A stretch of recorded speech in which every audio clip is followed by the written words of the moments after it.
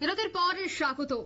গত যে cricket match অনুষ্ঠিত হয়েছে ভারত এবং পাকিস্তান, সেখানে বিরাট কোহলির ধুমধুমার এবং বিরাট কোহলির যে ধারালো ব্যাট তা নিয়ে কিন্তু ইতিমধ্যে প্রশংসা করেছেন এই ব্যাটসম্যান ম্যাচ ফিনিশার। তবে এবার কিন্তু আইসিসির ক্রম তালিকায় প্রথম পাঁচে ফিরলেন বিরাট কোহলি।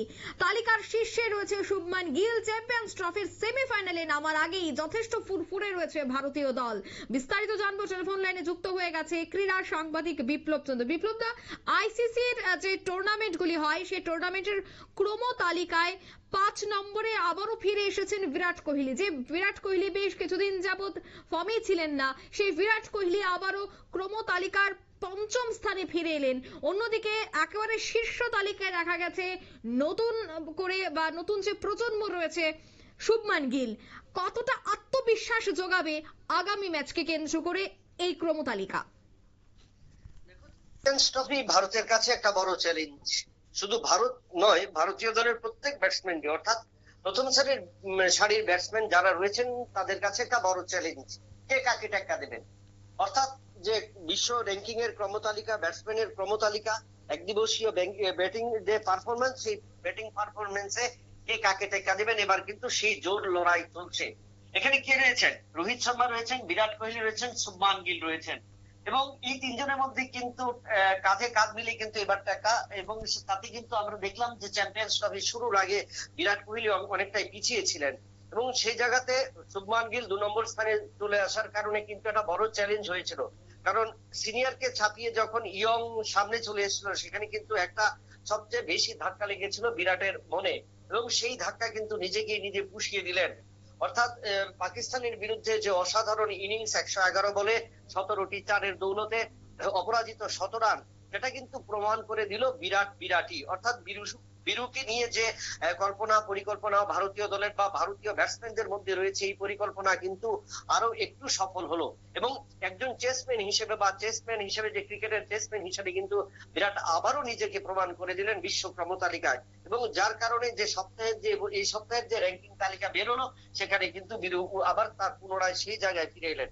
তবে আশ্চর্যের বিষয়, সেই জায়গায় কিন্তু কাঁধে কাঁধ মিলিয়ে যেখানে 2 নম্বরে ছিলেন, সেখান থেকে কিন্তু 1 নম্বরে টপকে গেলেন আবার কিন্তু সেই শুভমান গিল। অর্থাৎ ইয়ং ট্যালেন্টেড যে ওপেনার ভারতীয় দল এবার পেয়েছে। অর্থাৎ আমি শুরুতে যেটা বলেছিলাম যে ভারতীয় দলের ব্যাটিং লাইন আপে কিন্তু এবার প্রতিযোগিতার লড়াই চলছে, র্যাঙ্কিং এ কে আগে, কে প্রথম, কে দ্বিতীয় এবং তৃতীয় হবে।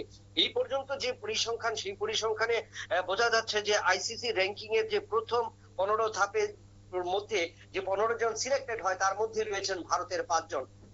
সেটা কিন্তু একটা বড় চ্যালেঞ্জ বিশ্ব ক্রিকেটের দরবারে। কারণ ইতিমধ্যেই আইসিসির এই চ্যাম্পিয়ন্স ট্রফি এবং সেখানে যে 8 দলীয় আসর, সেখানে কিন্তু আমরা দেখলাম এখন পর্যন্ত 5 জন ক্রিকেটার, ব্যাটসম্যান বা ক্রিকেটার বলি ভারতীয় ক্ষেত্রে, তারা কিন্তু ক্রমতালিকার সবার উপরে চলে এলেন।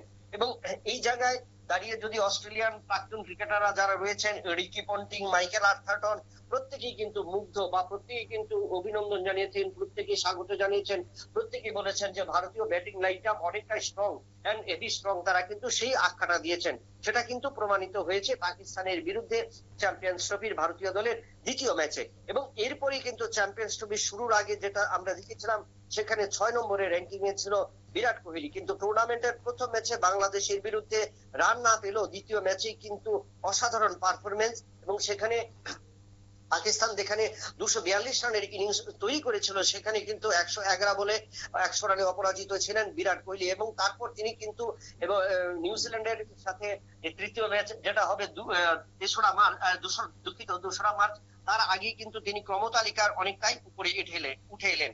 ক্রমতালিকার এবার বর্তমানে শীর্ষে রয়েছে শুভমান গিল, দ্বিতীয় স্থানে থাকা বাবর আজমের সঙ্গে তার পয়েন্টের ব্যবধান রয়েছে 60। 3 নম্বরে রয়েছেন রোহিত শর্মা।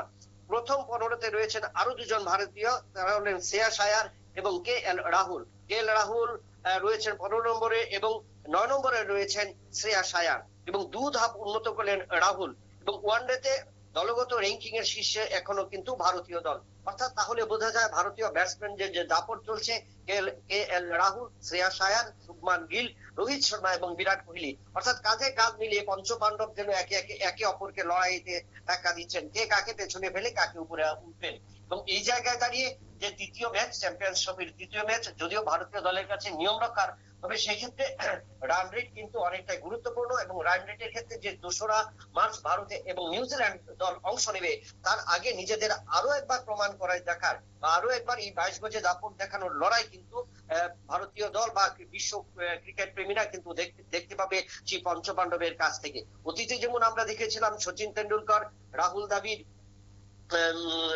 ভিভিএস লক্ষ্মণ, এবং তারা যেমন কাঁধে কাঁধ মিলিয়েছিলেন, বীরেন্দ্র সহবাগ এবং যুবরাজ সিং, তারা যেভাবে পঞ্চপাণ্ডবের ভূমিকা পালন করেছিলেন এবং ভারতকে একের পর এক ট্রফি এনে দিয়েছিলেন, বর্তমান সময়ের এই যে বিশ্ব ক্রিকেটের দরবারে সেখানে কিন্তু আমরা এবার নতুন করে সেই পঞ্চপাণ্ডবকে আমরা দেখতে পেলাম। এবং সেখানে কিন্তু বিরাট কোহলি এবং রোহিত শর্মার যেমন দাপট রয়েছে, যেমন সেই ক্ষেত্রে রয়েছে KL রাহুল, শুভমান গিল, তাদেরও দাপট রয়েছে।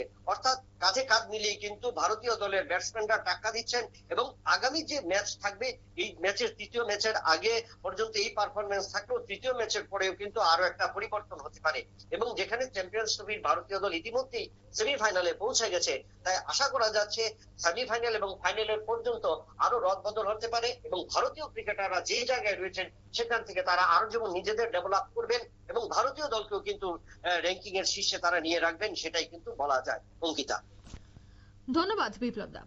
অর্থাৎ আইসিসির যে টুর্নামেন্ট হচ্ছে, সেই আইসিসি টুর্নামেন্টের ক্রম তালিকায় শীর্ষে রয়েছে শুভমান গিল এবং পঞ্চম স্থানে আবারও ফিরে এসেছে বিরাট কোহলি, রয়েছে সেই তালিকায় রোহিত শর্মারা। অর্থাৎ যে চ্যাম্পিয়ন্স ট্রফি হচ্ছে, সেই চ্যাম্পিয়ন্স ট্রফির আগে ক্রম তালিকায় কিন্তু ভারতীয় যে ব্যাটসম্যানরা তারা কিন্তু জায়গা করে নিয়েছে। তাই আগামী নির্বাচনেও যে অনেকটাই আত্মবিশ্বাস যোগাবে সে কথাই কিন্তু বলছে ক্রীড়া প্রেমিকরা, ক্রীড়া সাংবাদিকরা। নিয়ে নিচ্ছে ছোট্ট একটি বিজ্ঞাপন বিরতি, সঙ্গে থাকুন।